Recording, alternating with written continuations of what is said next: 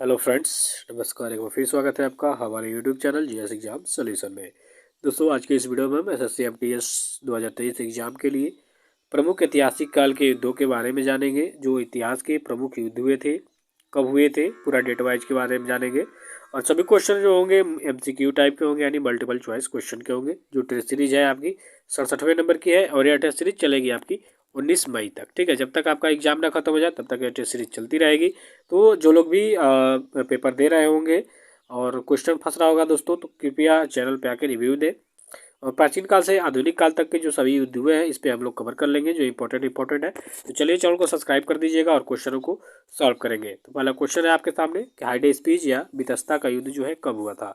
तो हाइडे स्पीच या बितस्ता का जो युद्ध हुआ था दोस्तों, वो आपका 326 ईसा पूर्व में हुआ था। ठीक है, अब किसके किसके बीच में हुआ था ये भी बता दे रहे हैं कि सिकंदर और राजा पोरस के बीच में हुआ था। ठीक है, तो जिसमें सिकंदर बताया जाता है कि सिकंदर विजयी हुआ था। ठीक है, तो विकल्प ए इसका राइट आंसर हो जाएगा। अगले क्वेश्चन में है कि सिकंदर ने भारत पर आक्रमण कब किया। अब देखिए, ये भी इंपॉर्टेंट क्वेश्चन है। तो सिकंदर जो था, ये मकदूनिया का शासक था, यूनानी। ठीक है, और 326 ईसा पूर्व में इसने भारत पे आक्रमण किया था। ईसवी नहीं होगा, ईसा पूर्व। ठीक है, 326 ईसा पूर्व में सिकंदर ने भारत पे आक्रमण किया था और सबसे पहला युद्ध इसने लड़ा था भारत में राजा पोरस के साथ 326 ईसा पूर्व में ही। तो याद रखिएगा दोनों चीज़ें। तीसरे नंबर का क्वेश्चन है कि चंद्रगुप्त मौर्य ने सेल्यूकस निकेटर को कब हराया था। अब देखिए, जो सिकंदर था उसी का सेनापति था सेल्यूकस निकेटर, और इसको हराया था चंद्रगुप्त मौर्य ने, जो मौर्य वंश का संस्थापक था। तो यह सेल्यूकस निकेटर को कब हराया था, तो 305 ईसा पूर्व में। ठीक है, 305 ईसा पूर्व में सेल्यूकस निकेटर और चंद्रगुप्त मौर्य की सेनाओं के बीच युद्ध हुआ था, जिसमें चंद्रगुप्त मौर्य ने सेल्यूकस निकेटर को हरा दिया था। और जब हरा दिया था तो काबुल, कंधार, हेरात तथा 5 ऐसे राज्यों को सेल्यूकस निकेटर ने चंद्रगुप्त मौर्य को दिया था। और अपनी पुत्री कार्नेलिया की शादी भी चंद्रगुप्त मौर्य से की थी। और इसी का राजदूत था मेगास्थनीज, जो चंद्रगुप्त मौर्य के राजदरबार में रहता था। चौथे नंबर के क्वेश्चन में कि कलिंग का युद्ध जो है कब हुआ था। तो कलिंग का युद्ध बहुत ही फेमस युद्ध है और ये हुआ था कलिंग के नरेश थे खारवेल और दो अशोक के बीच में हुआ था। शायद खारवेल थे हैं। ठीक है, कन्फ्यूजन है थोड़ा सा, लेकिन 261 ईसा पूर्व में अशोक के साथ हुआ था, कलिंग नरेश के साथ। ठीक है, तो जिसमें अशोक विजयी हुआ था और इस भीषण नरसंहार को देखकर इसका हृदय परिवर्तन हुआ, यही से इसने बौद्ध धर्म को अपना लिया। तो जो कलिंग युद्ध है, ये सम्राट अशोक के लिए टर्निंग पॉइंट होता है। यहाँ से वो बौद्ध धर्म अपना के और अहिंसा के मार्ग पे चलता है। चलिए 5वें नंबर के क्वेश्चन को देखिए कि अरबों ने भारत पर आक्रमण कब किया था। तो अरबों का या प्रथम मुस्लिम आक्रमण जो है भारत पे कब हुआ था, तो हुआ था 712 ईस्वी में। ठीक है, 712 ईस्वी में मोहम्मद बिन कासिम ने सिंध पर आक्रमण किया था। ठीक है, और उस समय सिंध के जो राजा थे, राजा दाहिर, ठीक है, ब्राह्मण थे, और वो जो है युद्ध में हार गए, उनको बंदी बना के मार दिया गया। ठीक है, तो 712 ईस्वी में मोहम्मद बिन कासिम ने भारत पर आक्रमण किया था। तो ये अरबों की ओर से प्रथम आक्रमण था, याद रखिएगा। सोमनाथ मंदिर पर कब आक्रमण किया गया। अब देखिए, सोमनाथ मंदिर जो गुजरात में स्थित है, सौराष्ट्र में, और ये बहुत ही उस समय का मूल्यवान मंदिर था। तो सोमनाथ मंदिर को जो है महमूद गजनवी ने 1025 ईस्वी में इसको लूटा था। ठीक है, और इस पर आक्रमण किया था 1025 ईस्वी में। तो याद रखिएगा, 1025 में सोमनाथ मंदिर पर आक्रमण किया गया, महमूद गजनवी ने ये आक्रमण किया था। 7 नंबर का क्वेश्चन है कि तराइन का जो पहली लड़ाई है कब हुई थी। तो तराइन का पहला युद्ध जो है 1191 ईस्वी में हुआ था। याद रखिएगा, 1191। और इस प्रथम लड़ाई में पृथ्वीराज चौहान द्वितीय और मोहम्मद गोरी के बीच में लड़ाई हुआ था, जिसमें पृथ्वीराज चौहान ने अपनी वीरता का प्रदर्शन करते हुए मोहम्मद गोरी को हरा दिया था और उसे क्षमादान देके भारत से निकाल दिया था। ठीक है, तो चलिए 1191 में हुआ था तराइन की पहली लड़ाई। अब 8वें नंबर के क्वेश्चन में है कि तराइन की जो दूसरी लड़ाई है कब हुई थी। तो तराइन की जो दूसरी लड़ाई है दोस्तों, ये आपके 1192 में ईस्वी में हुई थी। ये भी राजा पृथ्वीराज चौहान और आपके मोहम्मद गौरी के बीच में हुआ था, जिसमें मोहम्मद गौरी विजयी होता है और पृथ्वीराज चौहान को बंदी बनाकर उनकी आंखें फोड़ के बंदीगृह में बंद कर देता है। तो 1192 में हुआ था तराइन का दूसरा युद्ध। पहले में पृथ्वीराज चौहान जीते, दूसरे में मोहम्मद गौरी। 9वें नंबर का क्वेश्चन है कि चंदावर का युद्ध कब हुआ था। तो राजा जयचंद्र और मोहम्मद गौरी के बीच में 1194 ईस्वी में चंदावर का युद्ध हुआ था, जिसमें मोहम्मद गौरी विजयी हुआ और राजा जयचंद्र हार गए। अब 10वें नंबर का क्वेश्चन है आपका कि तैमूर लंग ने भारत पर आक्रमण कब किया था। अब देखिए, बहुत ही खतरनाक आदमी है तैमूर लंग। ठीक है। भारतीय इतिहास में बहुत ही खतरनाक आदमी था ये तैमूर लंग। तो इसने भारत पे आक्रमण किया था 1398 ईस्वी में, लेकिन कुछ टर्म कंडीशन की वजह से इसने भारत पे पूर्व से आक्रमण नहीं किया, क्योंकि संधि हो गई थी उस समय। तो तैमूर लंग ने भारत पर 1398 में आक्रमण किया था।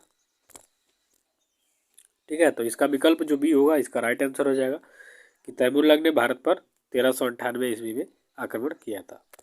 चलिए इसी तरह नेक्स्ट क्वेश्चन देखेंगे कि तालिकोटा का जो प्रसिद्ध युद्ध है कब हुआ था। तो तालिकोटा का प्रसिद्ध युद्ध जो है यह हुआ था आपके 1565 ईस्वी में।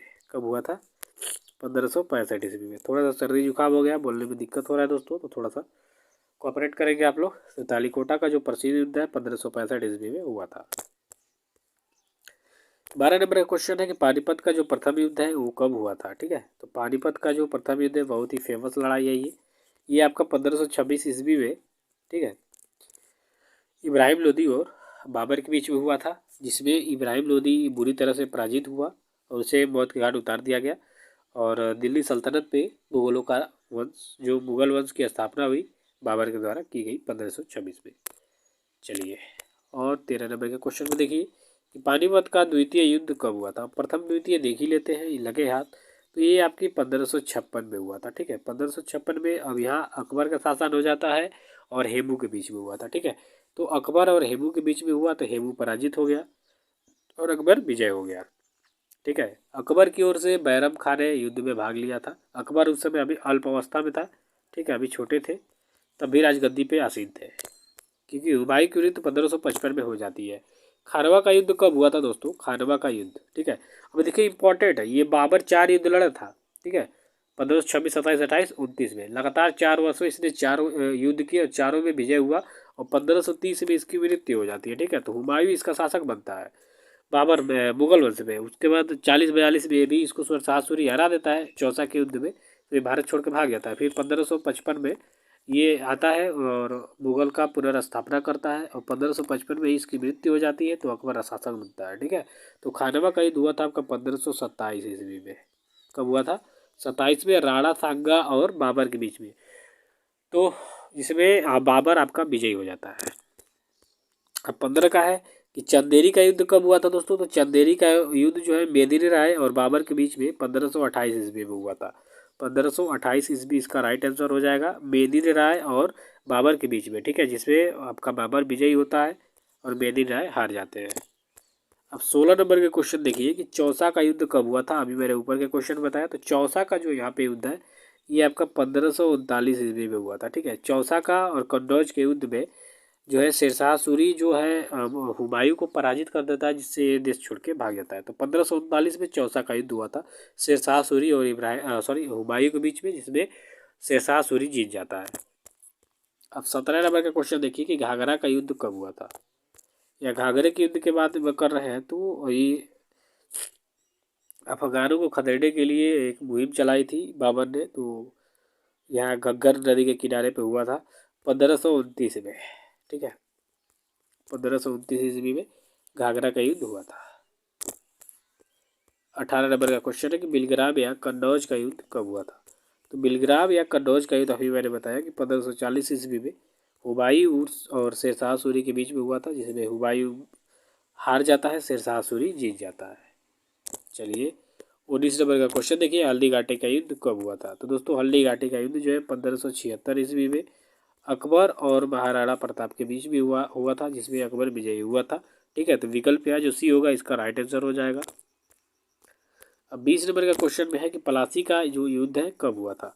तो दोस्तों प्लासी का जो युद्ध है वो 1757 ईस्वी में हुआ था। ठीक है, इस समय अंग्रेजों का एक समझ लीजिए कि दिमाग लगाए थे उस समय सिराजुद्दौला उस समय था ना, तो बंगाल के नवाबों को आपस में लड़ा के और वहाँ का आधिपत्य जमाने के लिए ये जो प्लासी का युद्ध, प्लासी के युद्ध में फ्रांसीसी आ रहे थे। ठीक है, बक्सर का युद्ध जो हुआ था उसमें था। पानीपत की तीसरी लड़ाई कब हुई थी। तो पानीपत की तीसरी लड़ाई है 1761 में अहमद शाह अब्दाली और मराठों के बीच में। ठीक है, और इसमें जो है मराठे पूरी तरह से हार जाते हैं और अहमद शाह अब्दाली जो है वो बहुत यहाँ से लूट के ले जाता है, कहाँ से? भारत से। ठीक है, तो 1761 में पानीपत की तीसरी लड़ाई हुई थी। अब 22 नंबर का क्वेश्चन देख लीजिए कि बक्सर का युद्ध जो है कब हुआ था दोस्तों। तो बक्सर का युद्ध जो है 1764 ईस्वी में हुआ था। ठीक है, तो 1764 ईस्वी इसका क्या हो जाएगा, राइट आंसर हो जाएगा। 1764 बक्सर का युद्ध। बक्सर का ही टर्निंग पॉइंट साबित होता है। यहाँ से अंग्रेज जो है भारत में प्रवेश कर जाते हैं पूरी तरह से। अगला है, भारत का प्रथम स्वतंत्रता संग्राम कब हुआ था। तो 1857 की जो आप पढ़ते हैं क्रांति, ये बहुत इंपॉर्टेंट है। इस पर मैं वीडियो वगैरह बना के दे चुका हूँ आपको। तो 1857 इसका राइट आंसर हो जाएगा, विकल्प सी। इस पर वीडियो बनाई जा चुकी है, प्लेलिस्ट पे जाके देख सकते हैं। भारत चीन युद्ध कब हुआ था। भारत और चीन के बीच में युद्ध कब हुआ था, तो 1962 में।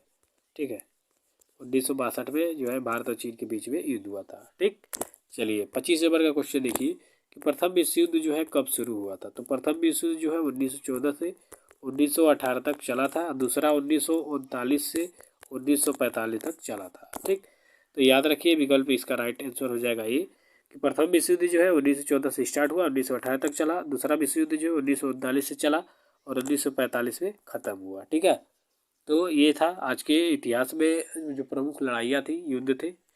तो उम्मीद करता हूँ वीडियो आपको अच्छी लगी तो कमेंट, लाइक, शेयर जरूर करें, सब्सक्राइब करें चैनल को। धन्यवाद।